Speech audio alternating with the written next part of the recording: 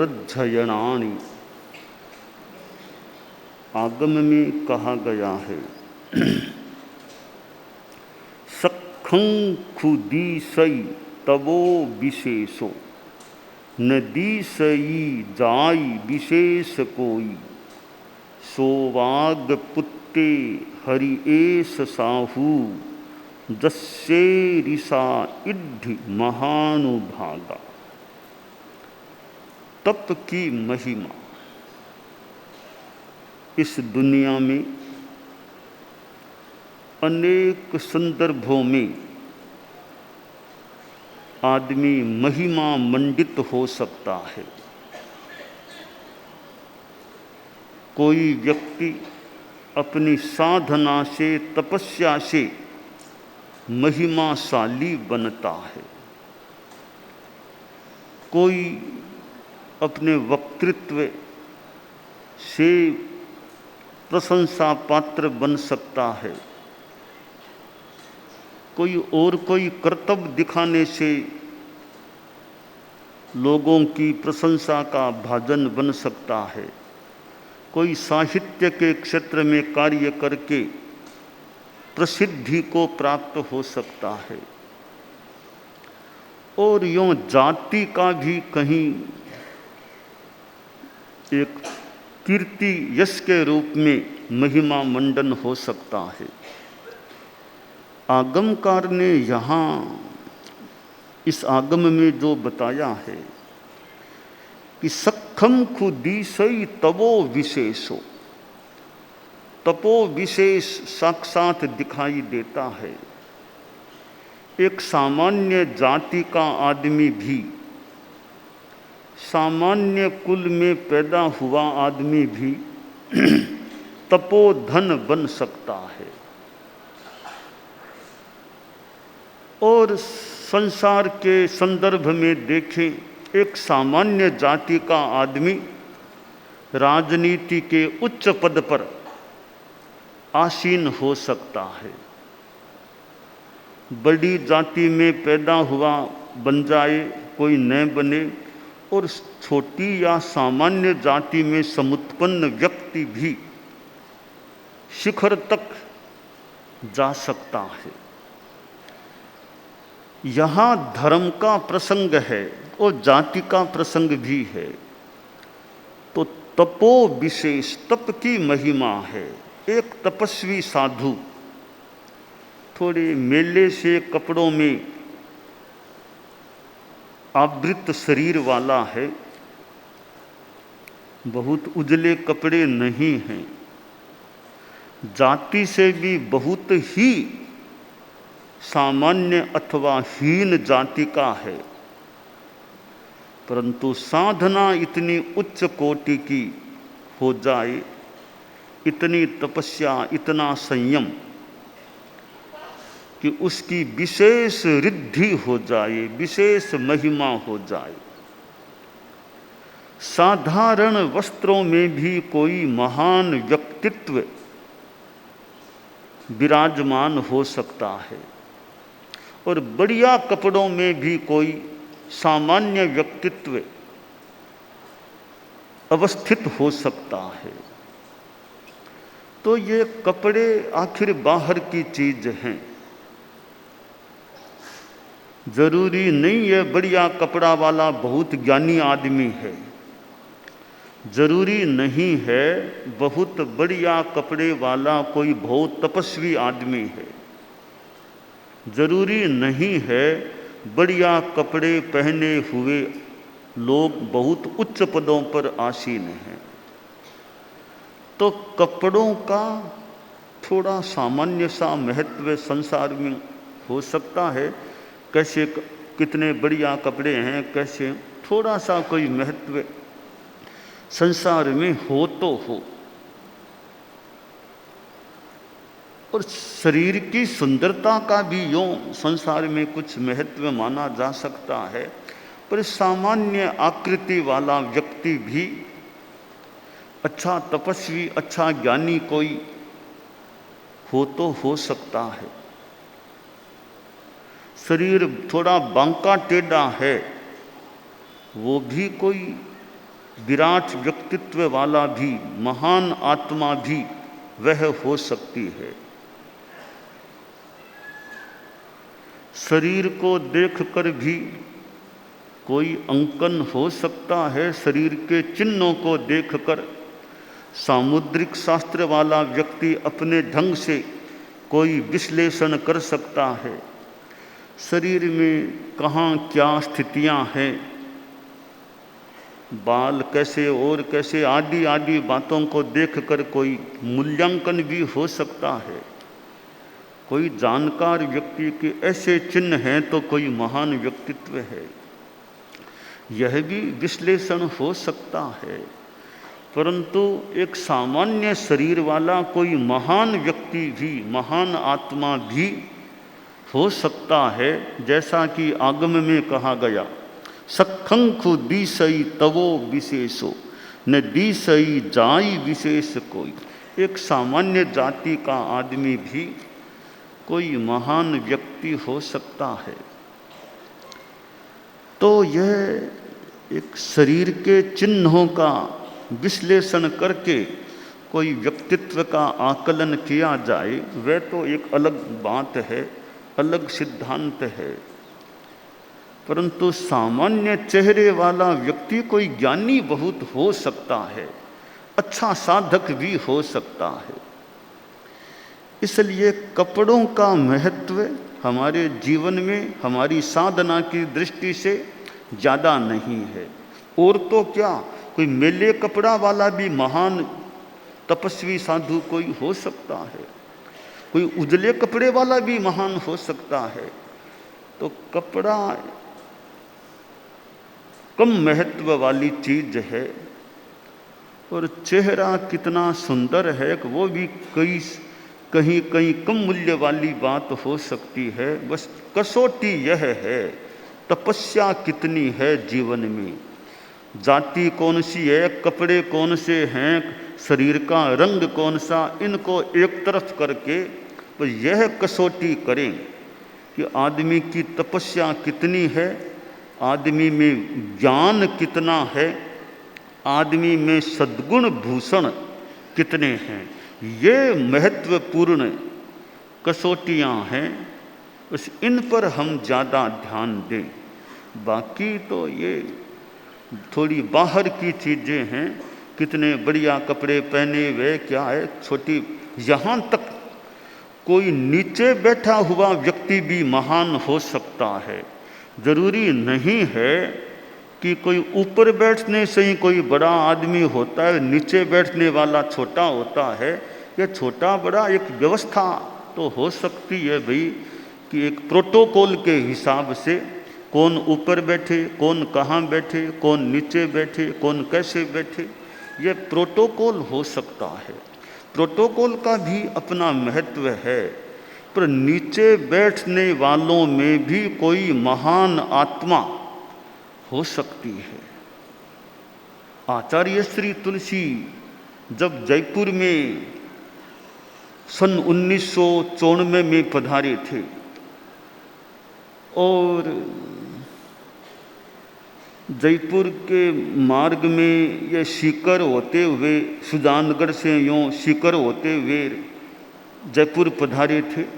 आचार्य पद का विसर्जन कर दिया था, और जब वो प्रोग्राम हुआ था जयपुर में अभिनंदन मानवता के भविष्य का, तो उस समय आचार्य श्री ने प्रोग्राम के बीच पट्ट छोड़ दिया, क्योंकि ऊपर बैठने में क्या खास बात है, ऊपर बैठना ठीक है, व्यवस्था है, थोड़ी अनुकूलता की दृष्टि से ऊपर बैठे, बाकी क्या मैं नीचे बैठ सकता हूँ।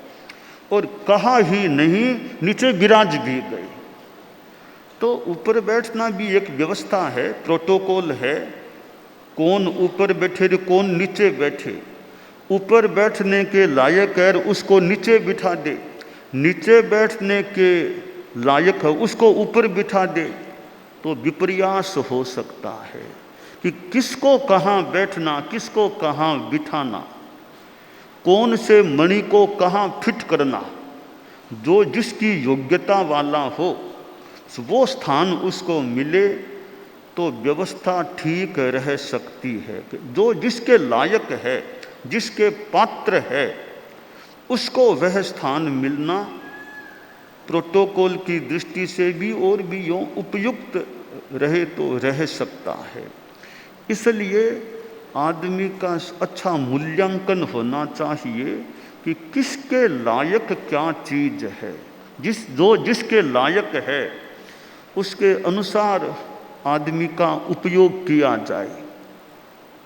जो जिसके लायक है, जो जिसमें ऊर्मा है, जो जिसमें क्षमता है, उसके अनुसार उसका उपयोग होता रहे तो कार्य ठीक हो सकता है। उपयोग ठीक योग्यता के अनुसार न हो तो कहीं असुविधा और कठिनाई भी हो सकती है।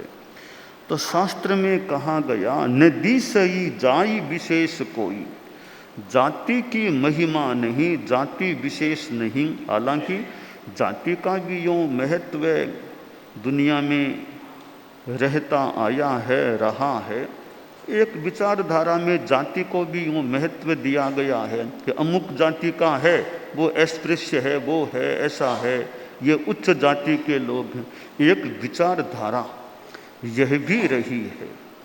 और दूसरी एक क्रांति किसी विचारधारा कि जातिवाद अतात्विक है, जाति के आधार पर हम भेदभाव न करें, दलितों के वहाँ भी जाएं, हरिजनों के वहाँ भी जाएं। आचार्य श्री तुलसी के समय तो श्री डूंगरगढ़ में जब मर्यादा महोत्सव हुआ था, विक्रम संवत 2031 में, सन 1975 का संभवतः मर्यादा महोत्सव श्री डूंगरगढ़ में था। वो ताल में प्रोग्राम होता था मर्यादा महोत्सव का, तो एक दिन वहाँ हरिजन सम्मेलन भी रखा गया था। वो मर्यादा महोत्सव के फंक्शन और एक दिन का प्रोग्राम, संभवतः वो सुबह का एक प्रोग्राम, वो एक हरिजन सम्मेलन के रूप में रखा गया था। तो आचार्य श्री तुलसी तो अनुव्रत के प्रवर्तक प्रणेता थे। तो मानो यह जातिवाद पर एक तरह से चोट कि हरिजनों का भी सम्मेलन हो, और कभी कोई नीच जाति का माने का दलित है, ऐसे हैं भी, वहाँ भी साधु लोग भिक्षा के लिए जाओ, शुद्ध आहार मिलता हो, शुद्ध शाकाहार, शुद्ध वीर शाकाहार भी, तो वहाँ साधु लोग संत बड़े गोचरी करें, कोई दिक्कत नहीं। तो कभी जाति का महत्व, और यहाँ तक कभी हरिजन है वो भी चरण स्पर्श कर लो, कोई बात नहीं कर। तो कहीं कहीं कठिनाई भी आचार्य श्री के सामने, इधर तेरापन समाज के लोग, कभी इनको यहाँ कैसे लाएं, कैसे करें, ये तो अछूत हैं और हैं जो भी हैं। तो गुरुदेव का भी थोड़ा अपना, कभी इनको भी हम जातिवाद को लेकर क्यों भेदभाव करें। तो क्रांति करने में थोड़ी कठिनाई को भी झेलना पड़ सकता है। क्रांति सब जगह आसान नहीं होती है, थोड़ा विरोध, अवरोध, संघर्ष झेलना पड़े, वो तैयारी हो तो क्रांति का पथ स्वीकार करो। वो तैयारी नहीं है कि विरोध को नहीं झेल सकते, तो जहाँ भी क्रांति होगी तो वहाँ तो विरोध होने की संभावना संभवतः बन सकती है। तो क्रांति करना है तो विरोध को, संघर्ष को झेलने का हमारे में मादा होना चाहिए, क्षमता होनी चाहिए। तो यह जातिवाद के प्रतिकूल आचार्य श्री तुलसी ने भी एक मानो कदम उठाया। अनुव्रत उनका कार्यक्षेत्र था। सरदार शहर के पास बरदासर नाम का एक छोटा एक गांव बरदासर, वहाँ अनुव्रत का वो प्रोग्राम, अधिवेशन हुआ, प्रोग्राम हुआ, गुरुदेव वहाँ विराजे थे। सरदार शहर के पास है, तो बरदासर कोई नाम है। 2-3 दिन का वहाँ वो प्रोग्राम, गुरुदेव वहाँ विराजे थे बरदासर गांव में। तो ऐसे लोग जहाँ अन्य जाति के लोग हैं, मान लो जाति छोटी जाति कहलाए, उनके बीच में रहना, उनके आसपास रहना, और अनुव्रत का वो अधिवेशन या जो भी प्रोग्राम का होना।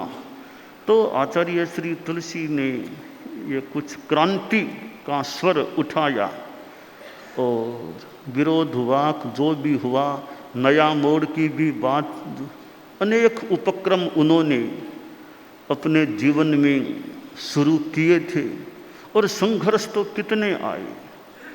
रायपुर का चतुर्मास हुआ था, कितना तो वैसे अनुकूल माहौल और कितना प्रतिकूल माहौल। अनुकूलता भी खूब मिली तो प्रतिकूलता भी मानो खूब मिली। मानो गुरुदेव तुलसी के जीवन को देखें तो कभी कोई स्पर्धा हो रही है क्या? अनुकूलता में प्रतिकूलता में स्पर्धा, अनुकूलता ज़्यादा मिली या प्रतिकूलता ज़्यादा मिली?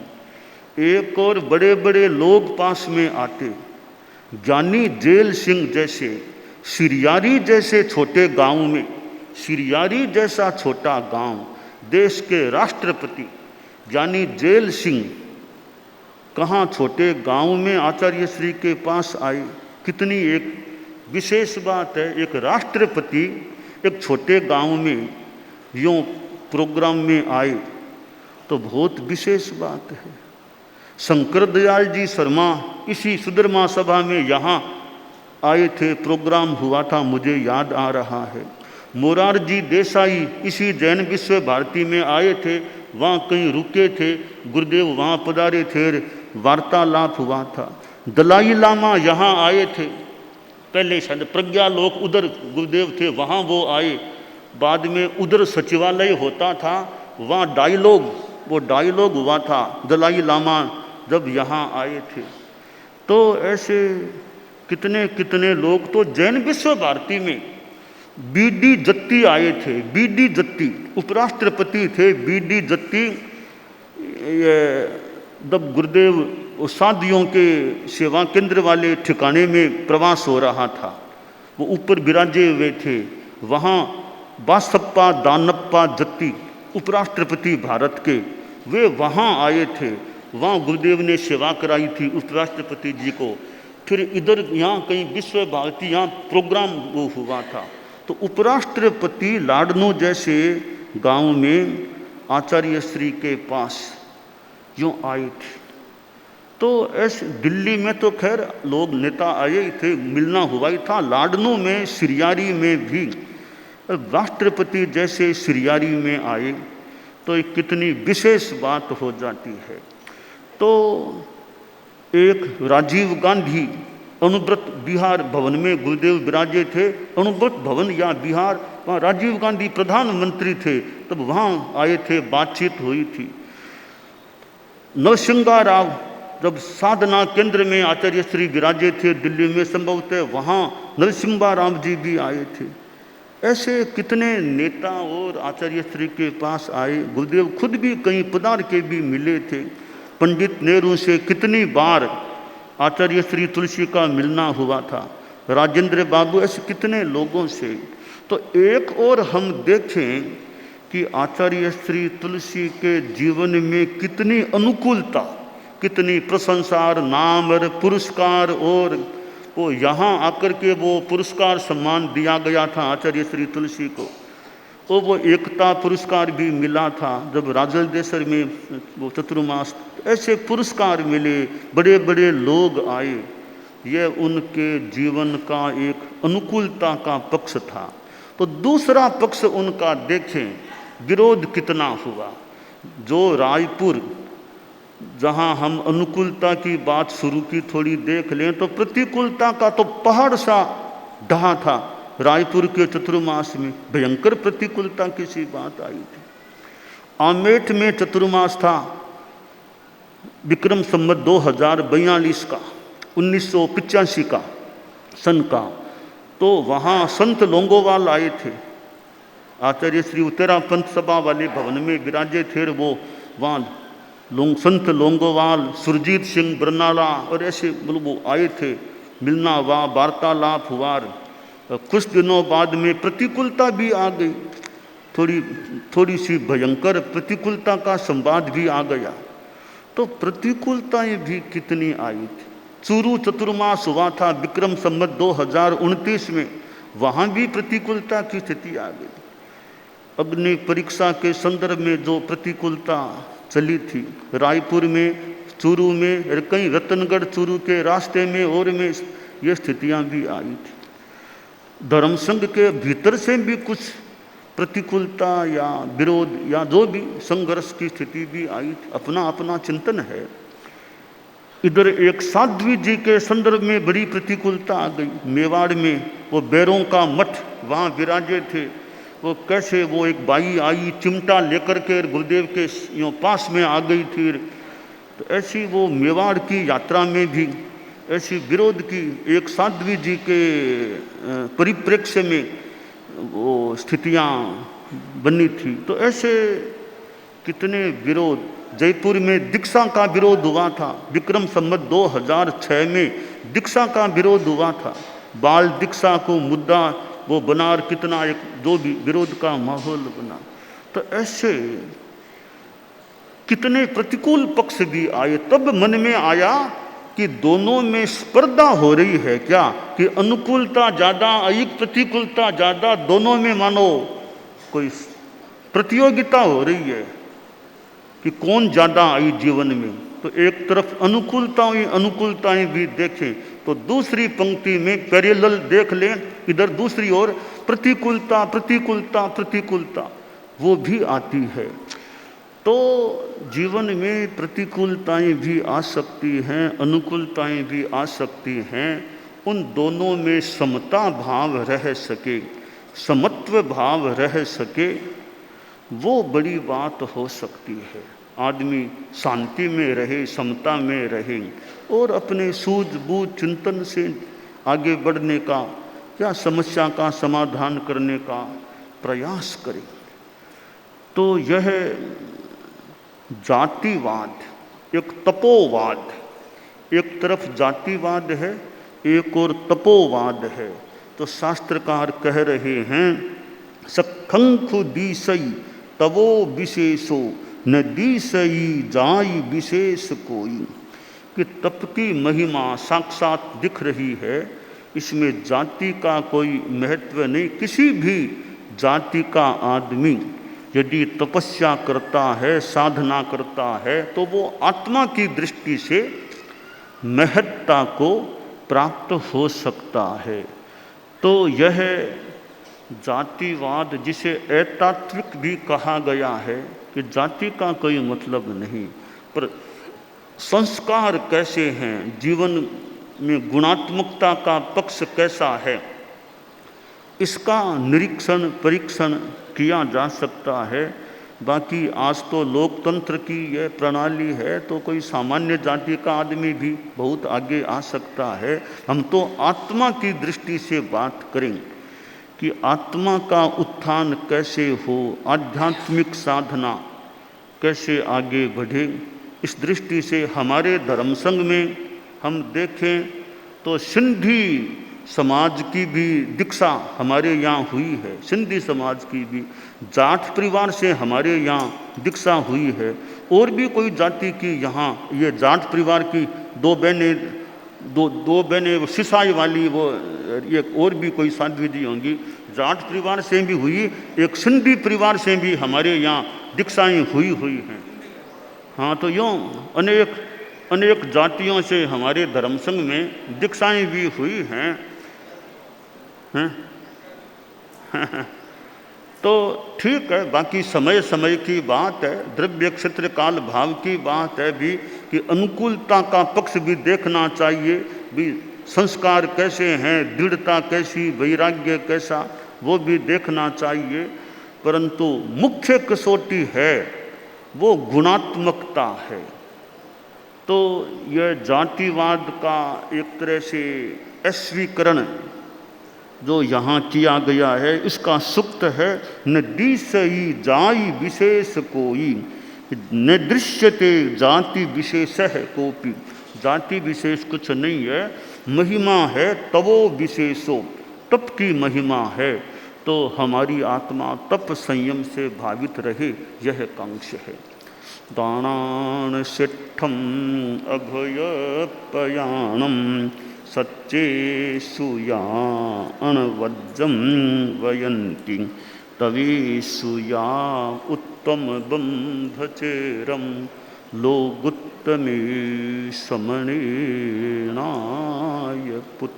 घटे।